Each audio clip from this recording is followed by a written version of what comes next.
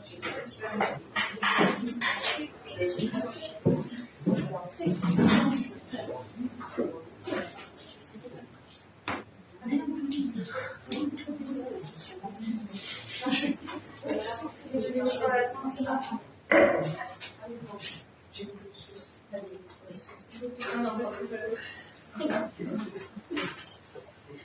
everyone, today we will present the different tax consolidation. You just introduce yourself. Each speaker can introduce herself or himself. Okay.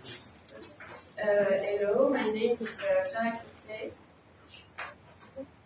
Both for which, at the time you speak, Okay. Today we will present the different tax consolidation regimes applicable in France, Germany and Italy. Tax consolidation is an essential mechanism for corporate groups, allowing them to pool their tax results and optimize their tax burden. In a context of globalization and increased economic competition, large companies seek to reduce their tax costs and simplify the management of their profit taxes.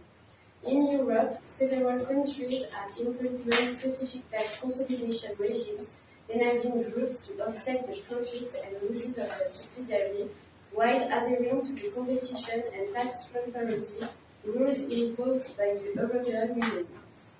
Among these regimes, south of France, Germany and Italy exhibit similarities but also notable differences both in terms of access conditions and operational modalities.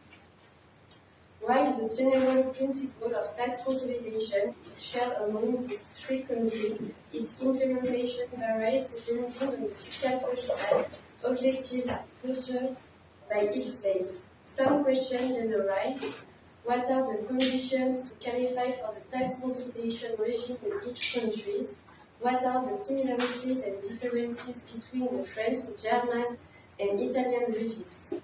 A comparative study of these three regimes is particularly interesting as it helps understand how national fiscal policies influence the structuring of comparative groups. Indeed, a company operating in several European countries must consider these differences to organize its groups efficiently from a tax perspective.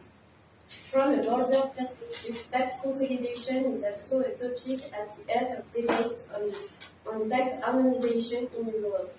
Some countries like France and Germany have well-established regimes, while others like Italy have implemented more recent and flexible mechanisms. The European Union also seeks to encourage harmonization of tax rules to prevent optimization practices and ensure fair competition among member states. As previously mentioned in this presentation, we will compare the tax consolidation regimes in France, Germany, and Italy.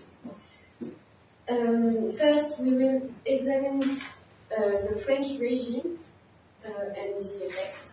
Next, we will look into the German regime of Italy.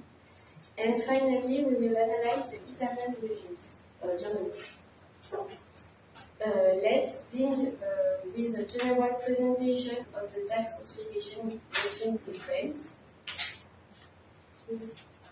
Yes. Several conditions are required to benefit from these regimes. The common conditions are threefold. All groups member companies must be subject to corporate tax in France. The tax consolidation regime is Franco-French. Only companies subject to corporate tax in France are included, excluding companies domiciled in the European Union. The fiscal years of all groups member companies must be coincide. The opening and the closing dates of the fiscal year must be the same for all groups companies. If they do not coincide, they must be adjusted to align. This may lead to shortening the fiscal year in the first years to coordinate with the fiscal year zone of other subsidiaries, and the group is based on shareholding, which can be direct or indirect. Even if the various conditions set by the law are met, tax consolidation is not automatic and remains an option.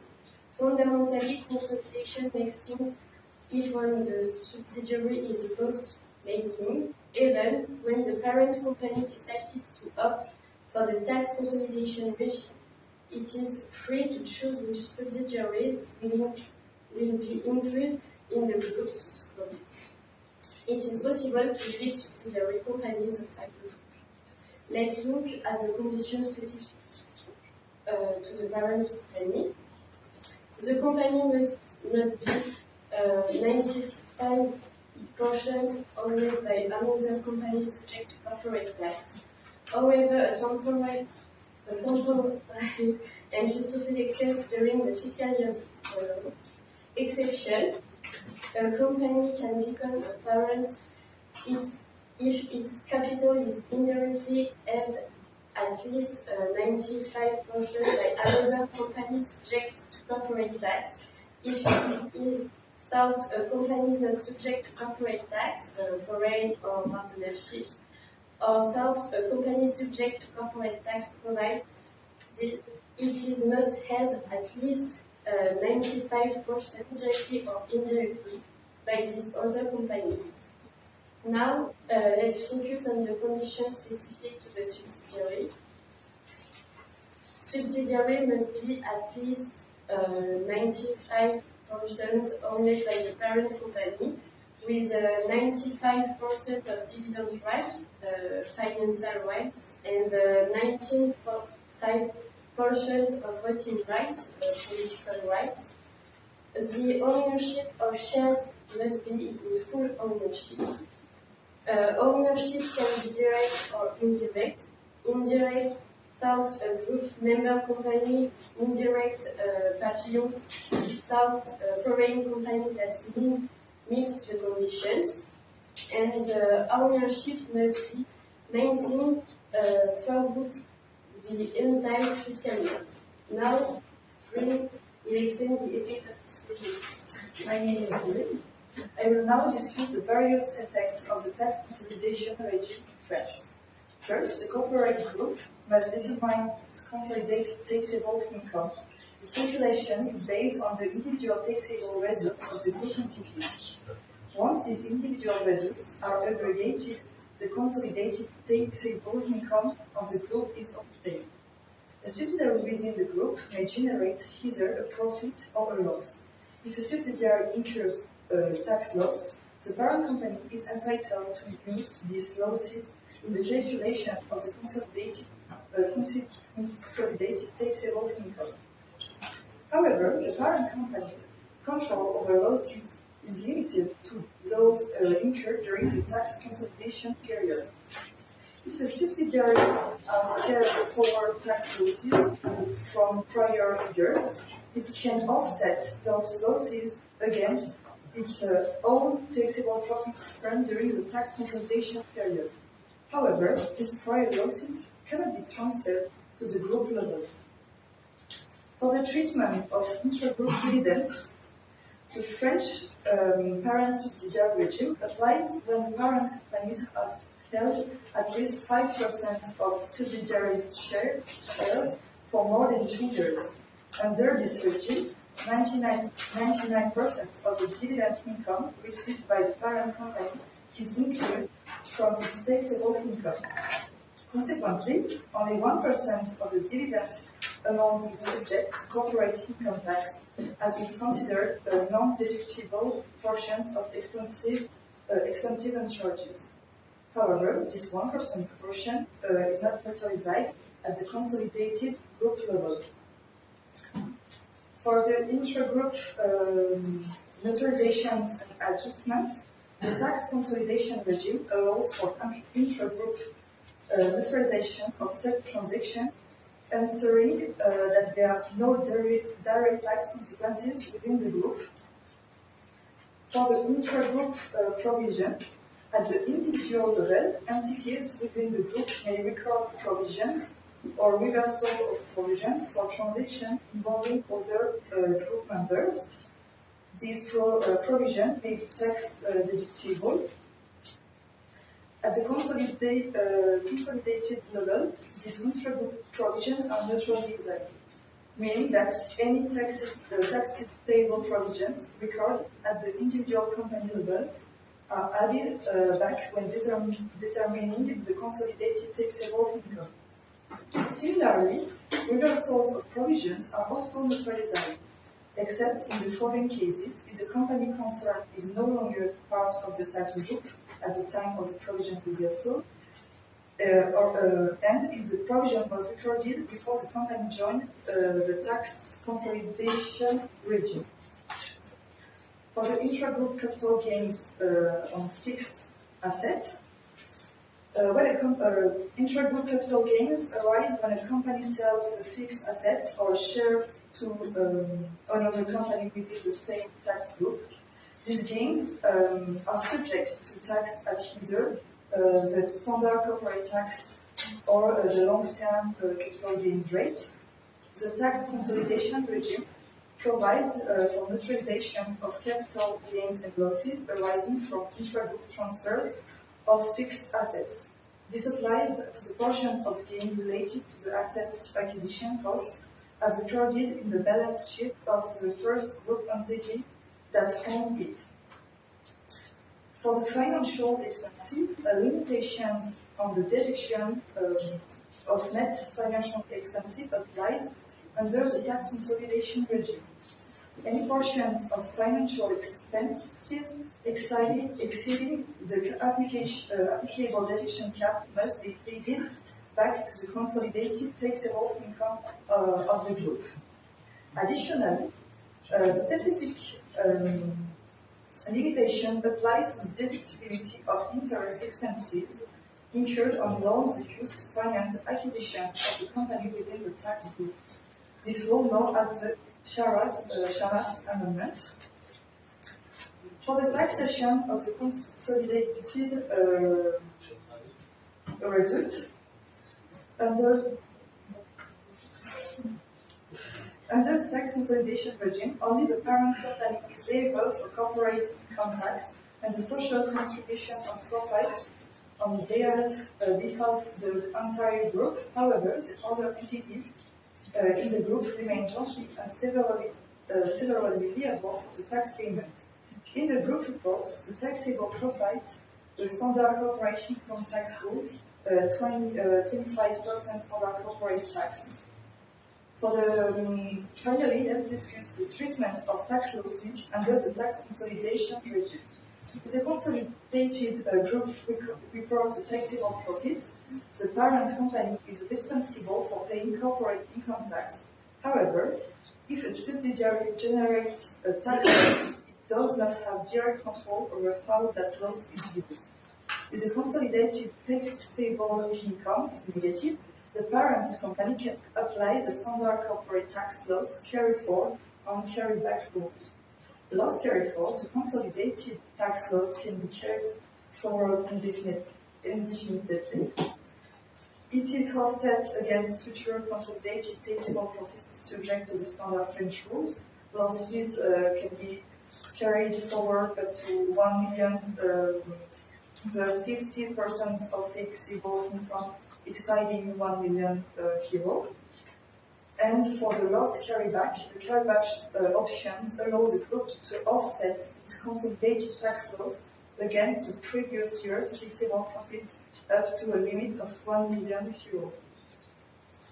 So, my name is Héléne. Now I will talk about group VAT and the extended VAT base, which serve as an introduction to tax integration. VAT is a fundamental tax in France, representing nearly 50% of the state's tax revenue. However, its application is not uniform. Different rates apply depending on the sector. Many exemptions exist. To simplify and optimize taxation, several reforms have been introduced in recent years. Among them, grouped VAT, which allows companies within the same group to be considered as a single taxable entity, and the extension of the VAT base, which aims to eliminate some exemption and harmonize rates. These changes refer to a well-known mechanism, tax integration. So about group VAT, since January 1, 2023, France has introduced a group VAT regime inspired by European practices. This system allows financially linked companies to be treated as a single taxpayer by the tax administration. How does it work? A single VAT declaration is submitted for the entire group, and international transactions between group companies are exempt from VAT. This measure prevents companies from having to advance large amounts for internal operations, thus improving their cash flow. Conditions to benefit from this regime. To qualify, companies must meet the following conditions. 1. The parent company must hold at least 50% of the capital of the group members. 2. Only companies subject to VAT can be part of the group. And 3. The regime is optional. Once chosen, it applies for a minimum period of 3 years. Advantages of group VAT.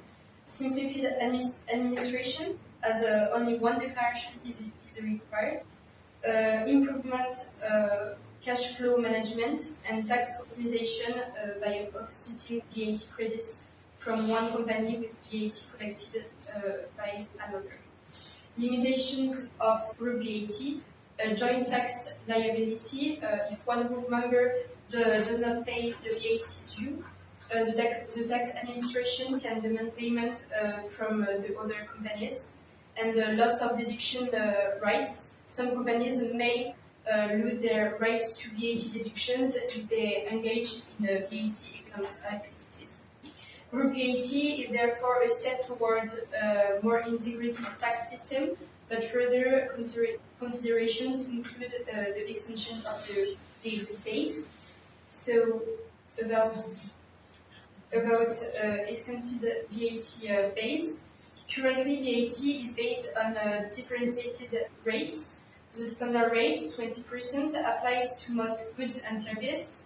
The intermediate rate, 10%, applies to restaurants and transport. The reduced rate, 5.5%, applies to essential goods such as food and energy.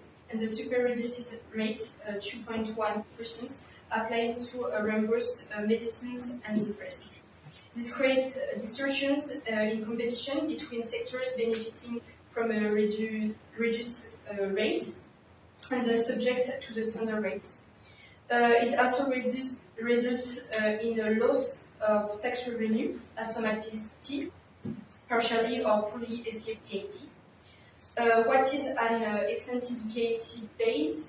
The idea of an extended VAT base aims to reduce exemption and apply a more uniform rate. Challenges of extending the VAT base. However, extending the VAT base raises concern. It could be increased prices for certain goods and services that are currently exempt or taxed at reduced rates. So the link with the tax integration and future perspectives. The tax integration regime allows companies within the same group to consolidate their fiscal results and pay a single corporate tax. This mechanism is based on similar principles to group VAT and extended VAT, as it aims to simplify tax obligations and avoid unnecessary tax burdens. Like group VAT, tax integration is based on capital links between companies.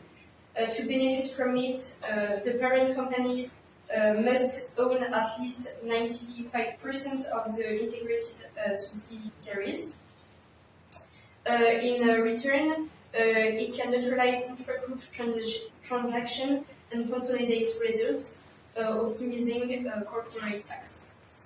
Thus, tax integration group VAT and the extensive VAT base share the same objective, facilitating tax management for businesses, ensuring better tax revenue for the state.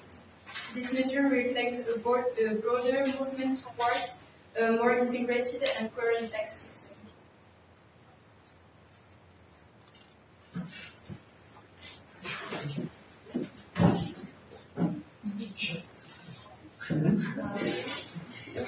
Valeria Principal from the University of Toronto. Yeah. Sorry, maybe as the first session is over, the first presentation is over, maybe we can ask the audience if there are feedback on this presentation, then we continue with yours, then the feedback, and then the last one, and then the feedback again. So we had, if I may, we had the opportunity to attend to a first presentation, several speakers. Yes. I forgot it, yeah, because normally they take care of the camera, but yeah, far away. So here, I need someone taking care of the camera. So we have the opportunity, yes, to listen to the first presentation. Several speakers, and a lot of data, and a lot of ideas. Now, as I told you as Professor Cavaliere and I told you from the very beginning, the intention, the purpose, the goal of this event is not to listen to people and to enjoy the presentation, of course, and that's it. But also to have some feedback from the audience, maybe some questions, not too much technical, but questions or reactions or anything else you feel free to share with us and with them, of course. You are too shy. Maybe I will start the discussion. So feel free to react, Italian. But what I noticed is, so the topic was tax consolidation, so regimes effect. Okay? And what I noticed is that for corporate tax, you use this expression of tax consolidation, right? But when you mention the VAT voting, you use another expression, which is tax integration, right? So my question is, did you work, it's also a methodology type of seminar, so did you work on concept? Because you know, when you translate into English the French tax concept, it may have some consequences. So did you work on the concept of tax consolidation? Does it matter? Do you make a difference between tax consolidation and tax integration? And if so, what is it? In French, is it intégration? In French, it's intégration fiscale. Intégration fiscale for the direct taxes and consolidation. No, in French, our group regime is an integration, is a regime d'intégration fiscale. So it's not strictly speaking a tax consolidation regime, okay?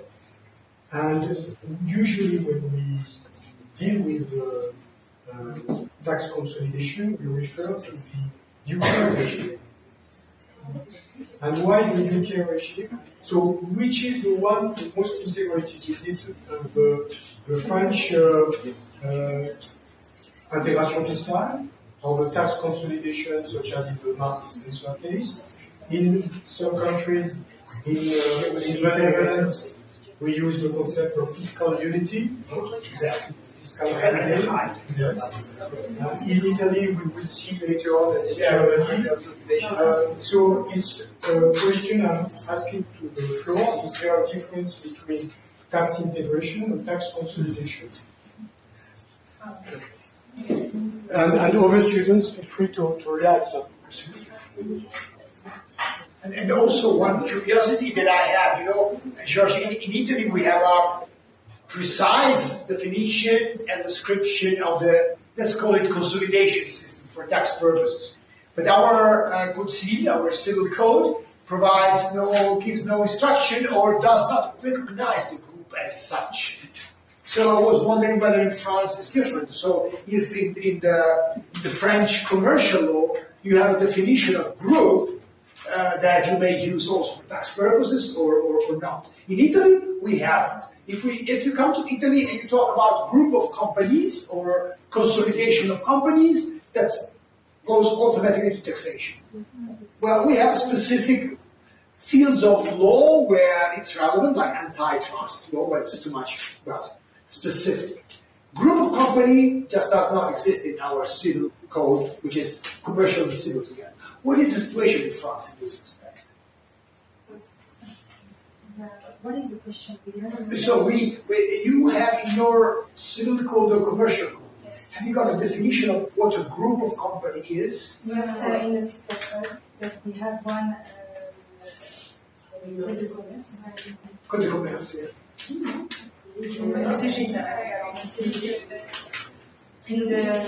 Code de commerce? No, okay. We have a tax code. Of course, yes. So it's like Italy, just like it's purely 100% tax. Like the society is defined in the code de commerce. Sure. Okay. But I'm not sure of the definition of the group. Group of such.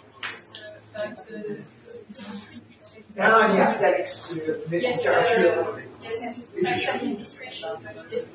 Yeah. Do you agree, the French students, do you agree with the preliminary answer given by the students? We don't have any definition in the French commercial code of group of companies? Hello? We need help. They need help, assistance. They need a joker.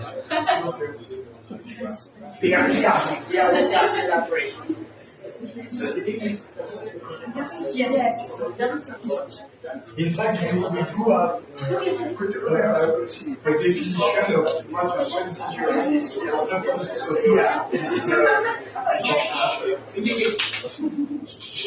We do have a definition of what a subsidiary is for purposes of a specific section of the Code de commerce, of the French Commercial Code, and the subsidiary is ownership in a company of more than 50%, whereas a simple participation, okay, is an ownership of more than 20%, okay, if I recall correctly.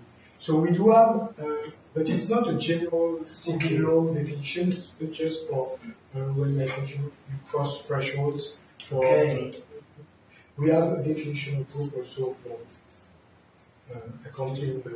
Yes, sure, of course, like Italy, we have a definition of group also for labor.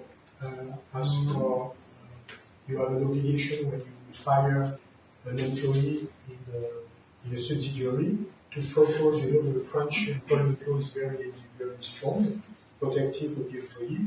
You have an obligation to propose to the employee another position in another subsidiary in the group. Yes, if you dismiss for an economic dismissal. Okay. So you're supposed to rehire it somewhere else, yes, but within the civil group. Okay, so we have many definitions in fact of the group, but we don't have the big one in the civil code. I think you don't recognize a group except for damages to the environment. That could be the case, I think that's a new development of a few years ago. And of course, we have an additional definition among to all these definitions of group, which are polymorphic, in the tax code. Okay? So now I go back to my initial question, which is, do we need to distinguish tax consolidation and tax integration? We usually do, actually, because there is a common point. Tax consolidation and tax integration both aim to compensate profit and loss, basically, within a group. Okay? But the tax integration regime is much more integrated than an only tax consolidation regime, such as the English group relief regime. In the English group relief regime, each companies have their own fiscal personality, and you don't have one single entity having the full group tax liability. And they share the benefit of the loss or profit together, okay, with the group relief, whereas in the French system, it's much more integrated because we have the parent company which is liable for which ensure full tax liability for the whole group. Okay? Yeah. And I think from a methodological standpoint, when you have to discuss the topic, especially in the novel language, the first task is to look at concept and define and to see and to make precautions. Good, excellent. That's my first question. Any other questions?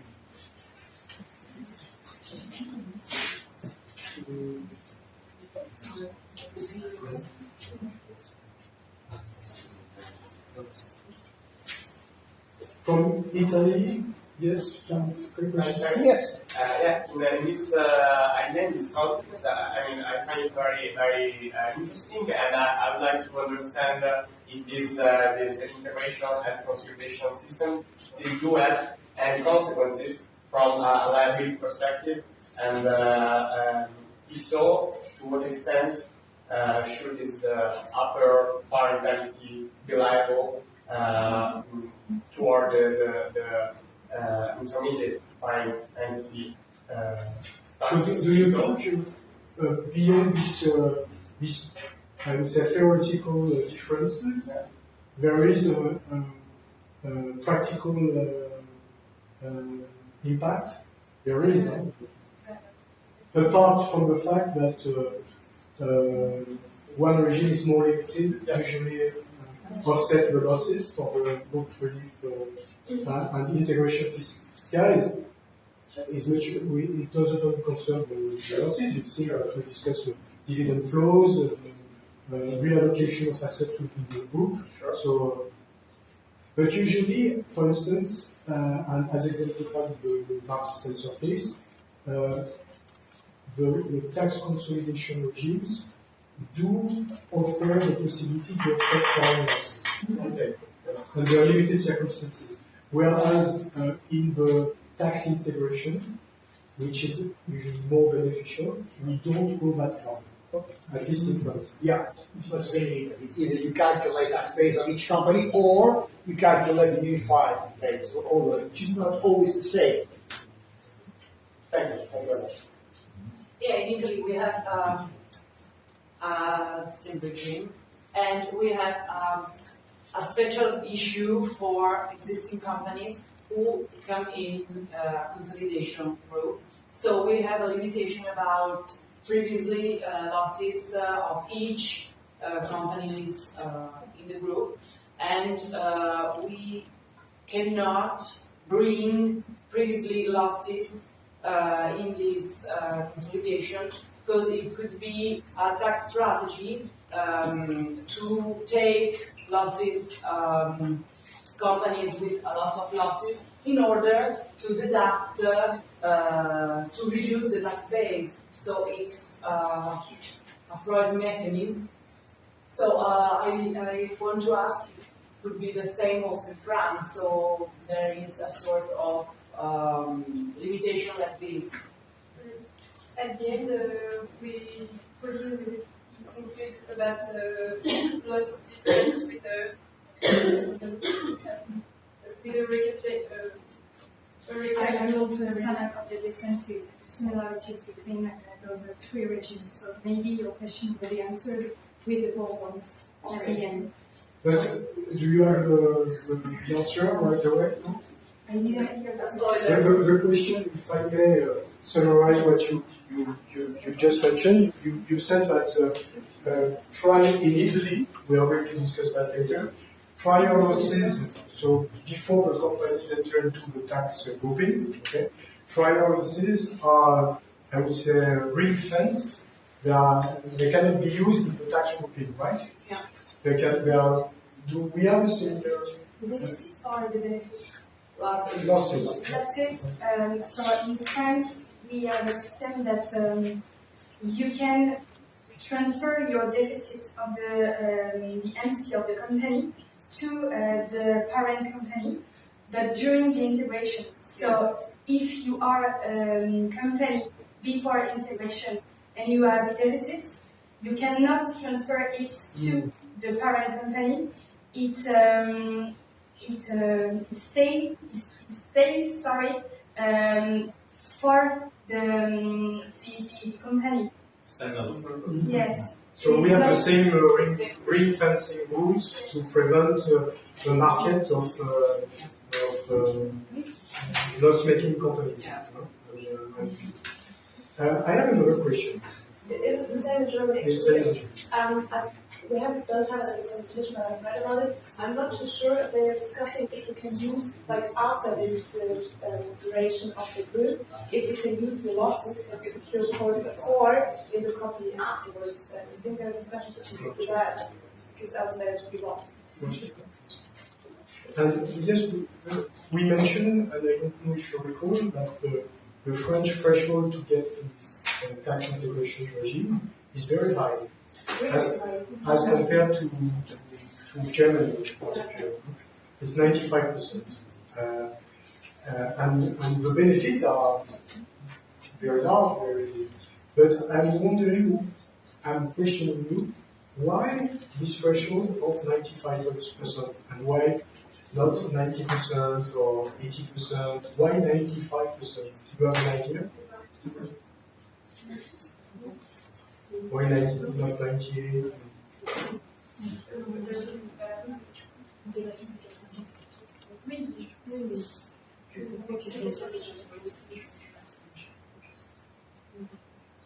You have no idea? Well, I think there is I'm not sure of the historical, but I think there was discussion when in 1988 when they decided upon which threshold was necessary to get this regime.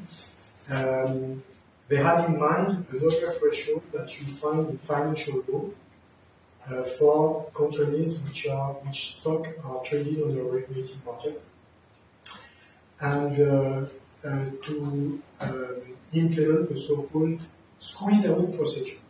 Are you familiar with the squeeze-out procedure? In principle, students from Lyon who have followed the financial law class should know what is the squeeze-out procedure, retrait forcé. No? Squeeze-out? They got the it's when someone had 90% or 95%, I think. He can order to others to less. So when a shareholder, after a tender offer, reach the threshold of 95% in the target company, and of course you never get 100% because there is the widow of Ferrara who doesn't even know she has this stock in your portfolio, etc. So when you reach 95%, you can basically expropriate the 5% remaining shareholders. So it's an expropriation for public cause, public reason, for the fluidity of the financial markets. Okay, and at that time they decided to mirror this threshold on this financial threshold. Let's move on. Okay. Thank you very much. Other questions? No questions?